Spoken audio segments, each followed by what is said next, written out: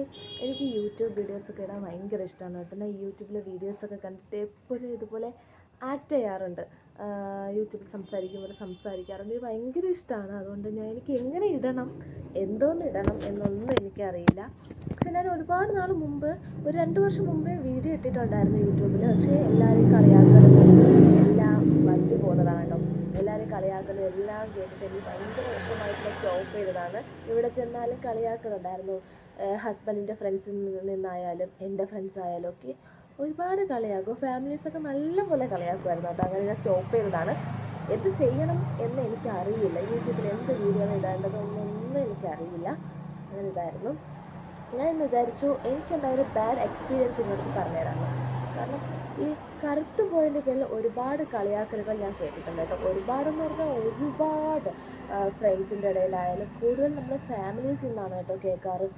ഒരുപാട് കളിയാക്കും. ഫാമിലീസൊക്കെ ഇപ്പോൾ കളറുള്ളവരാണ് കൂടുതലും. പക്ഷെ അവിടെ നമുക്ക് ഒരുപാട്, ഞാനും എൻ്റെ സിസ്റ്ററും ഒക്കെ ഒരുപാട് കളിയാക്കലുകൾ കേട്ടിട്ടുണ്ട്. കാരണം ഇപ്പോഴും അത് നടക്കുന്നുണ്ട്.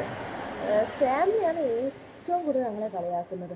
ഇപ്പോഴും അതുപോലെ തന്നെയാണ് നടക്കുന്നത്. കാരണം കറുത്ത് പോയി, അവൾ കറുപ്പ്, എനിക്ക് ഈ ഡ്രസ്സ് ചേരില്ല, നീ എന്ത് കറുത്ത് പോയി, ഒരുമാതിരി നമ്മൾ ഒരുങ്ങിയൊക്കെ ചെല്ലുമ്പോൾ നമ്മളെ കാണുമ്പോൾ ഒരുമാതിരി കളിയാക്കുന്ന ഒരു ചിരിയാണ്. നമുക്കത് കാണുമ്പോൾ പെട്ടെന്ന് മനസ്സിലാവും. ഒരു ഫേസിൽ ഒരുമാതിരത്തെ ഒരു ചിരിയും അടുത്തിരിക്കുന്ന ആൾക്ക് പറഞ്ഞിട്ട് അപ്പോഴേ നിങ്ങൾക്ക് മനസ്സിലാവും ഞങ്ങൾക്ക് ഈ ഡ്രസ്സ് ചേരുന്നില്ല, കറുത്ത് പോയതിൻ്റെ പേരിലാണെന്ന്. കാരണം അവരൊക്കെ മുഖത്ത് നോക്കി പറയും, എന്തെങ്കിലും എടുത്ത് ഇടാത്തെന്തോ മുഖത്ത്, അങ്ങനെയൊക്കെ. ഇപ്പം നമുക്ക് ഒരു വിഷമമാണ്, ഇപ്പോഴും അത് നടക്കുന്നുണ്ട്. ഭയങ്കര വിഷമമാണ്. ഈവൻ ഞാൻ പ്രഗ്നൻ്റ് ആയിരുന്ന ടൈമിൽ പോലും എൻ്റെ കൊച്ച് എങ്ങനെയായിരിക്കും എന്നവർ ആദ്യമേ അവരെ മനസ്സിൽ ആ ഒരു ഫേസും കാര്യങ്ങളും എല്ലാം വന്നു.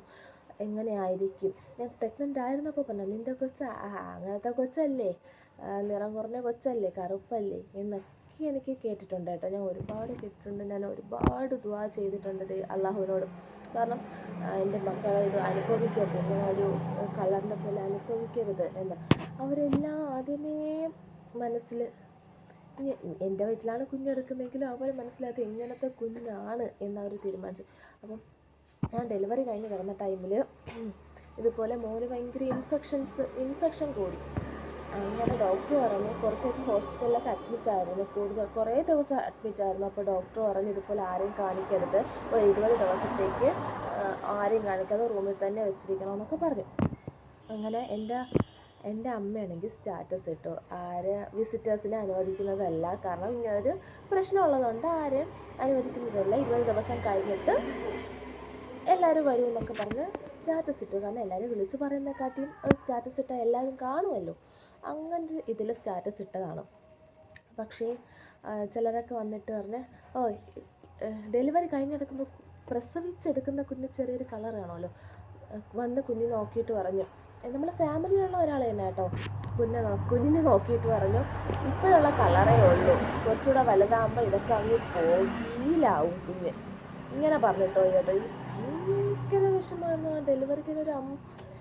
ഡെലിവറിയൊക്കെ കഴിഞ്ഞ ഒരു അമ്മയുടെ വിഷമം സ്വന്തം കുഞ്ഞിനെ കുറിച്ച് പറയുമ്പോൾ, കുറച്ചുകൂടെ കഴിയുമ്പോൾ കീലാവും, നിങ്ങളിങ്ങനെ ഒളിപ്പിച്ച് വെച്ചിട്ടൊന്നും കാര്യമില്ല, ഇപ്പോൾ കാണുന്ന ഈ കളറേ ഉള്ളൂ എന്ന് മുഖത്ത് നോക്കി പറഞ്ഞിട്ട് പോയി. ഭയങ്കര വിഷമമായിരുന്നു. എനിക്ക് ഭയങ്കര സങ്കടമായിരുന്നു. ഞാൻ അപ്പോൾ ഒന്നും പറഞ്ഞില്ല. ഞാൻ പിന്നെ അതെനിക്ക് അറിയാം എന്ന് മാത്രമേ പറഞ്ഞു. കാരണം എൻ്റെ കളറേ ഉണ്ടാവും എന്നാൽ അവരെല്ലാം നേരത്തെ ഉറപ്പിച്ചല്ലോ കുഞ്ഞിങ്ങനെ ആയിരിക്കും. ഭയങ്കര വിഷമമായിരുന്നു എനിക്ക് അങ്ങനെയൊക്കെ വന്ന് പറഞ്ഞിട്ട് പോയപ്പോൾ. ഞാൻ അങ്ങനെ ഒരുപാട് ദുആ ചെയ്തിട്ടുണ്ടായിരുന്നു, അങ്ങനെ ഇത് കൊടുക്കരുത്, അങ്ങനെ ചെയ്യാൻ പാടില്ല. പക്ഷേ എനിക്ക് പ്രഗ്നൻസി ടൈമിലേ ദുആ ചെയ്തിട്ടുണ്ടായിരുന്നു. കാരണം ഞാൻ അനുഭവിച്ചത്, ഞാനും എൻ്റെ സിസ്റ്ററും എൻ്റെ ബ്രദറും ഒക്കെ അനുഭവിച്ചത് എത്രയാണെന്ന് ഞങ്ങൾക്കറിയാം. എൻ്റെ ഉമ്മ പോലും അനുഭവിച്ചിട്ടുണ്ട്. കാരണം അത്രയ്ക്ക് പറഞ്ഞിട്ടുണ്ട്. എൻ്റെ ഉമ്മയെ, എന്നെ, എൻ്റെ ബ്രദറ്, സിസ്റ്റർ എല്ലാവരും നല്ല പോലെ പറഞ്ഞിട്ടുണ്ട്. കറുത്ത് പോലെ പെല്ലോടി കൂടെയൊക്കെ പോകുമ്പോൾ അതെന്തൊരു കീല് വാരി തേച്ചേക്കുന്ന എന്നൊക്കെ കേട്ടിട്ടുണ്ട് കേട്ടോ. ഒരുപാട് വിഷമിച്ചിട്ടുണ്ട്. അങ്ങനെയൊക്കെ ഇപ്പോഴും നമ്മുടെ നാട്ടിൽ നടക്കുന്നുണ്ട് കേട്ടോ. ഇപ്പോഴും ഉണ്ട്, ആർക്കും ഒരു മാറ്റവും ഇല്ല. എല്ലാവരും വെളുത്തവരോ സുന്ദരി, കറുത്തവർ എന്തിനുള്ള ആ പെണ്ണ്, ഇങ്ങനെയാണ് പറയുന്നത്. അങ്ങനെ എനിക്ക് ഭയങ്കര വിഷമമാണ്. ഇപ്പോഴും നമ്മുടെ നാട്ടിലുണ്ട്. എനിക്കെന്തോ നിങ്ങളായിട്ടൊന്ന് ഷെയർ ചെയ്യണമെന്ന് തോന്നി അങ്ങനെ പറഞ്ഞതാണ്. പക്ഷേ എനിക്ക് യൂട്യൂബിൽ എന്ത് ചെയ്യണം, എങ്ങനെ ചെയ്യണം എന്നൊന്നും അറിയില്ല. അപ്പോൾ ഓക്കെ ബൈ.